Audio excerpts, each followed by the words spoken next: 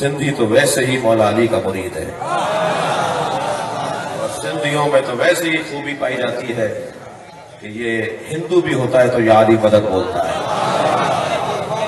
یہ سنی بھی ہوتا ہے تو گھر پہ علم لگاتا ہے۔ ان کی طبیعت کے اندر عاجزی ہے، یہاں کا وڈیرا بھی، یہاں کا جاگیردار بھی، یہاں کا سیاستدان بھی ہاتھ جوڑ کے عاجزی کا اعلان کرتا ہے۔ جھک کر ملنا یہاں کی ثقافت ہے، پیار سے بات کرنا یہاں کی ثقافت ہے۔ بڑی تعداد میں لوگ آپ کی اس محبت کو غلط فائدہ لیتے ہوئے، یہ جو محبت ہے نا آپ کے اندر، جو ایک خلوص ہے، سچائی ہے، اس کا بہت سے لوگ غلط فائدہ لیتے ہیں، سمجھتے ہیں یہ سادہ لوگ ہیں۔ یہ سادہ نہیں ہے، یہ سادہ نہیں ہے، یہ مولائی ہے۔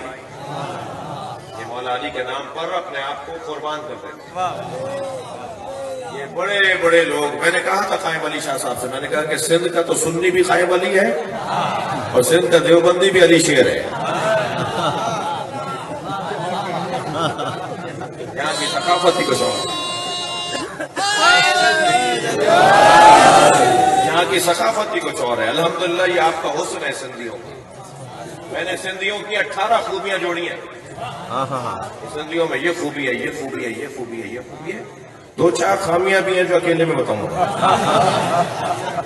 لیکن جو اجتماعی خوبیاں ہیں وہ آپ کے اندر زیادہ ہیں، اس لیے مجھے سندھی سے بڑا پیار ہے۔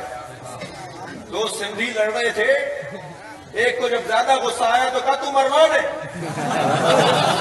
تو میں نے اس سے پوچھا مروان کون ہوتا ہے؟ کیا لگا گالی ہے؟ میں نے کہا مروان کسی کا نام ہے؟ کہا نہیں ہمیں نہیں پتا کسی کا نام ہے، ہمیں یہ پتا ہے جب کسی سے غصہ کرو تو سب سے بڑی گالی مروان دے دو۔ جس سندھ کی ثقافت میں اہل بیت کا دشمن گالی بن جائے،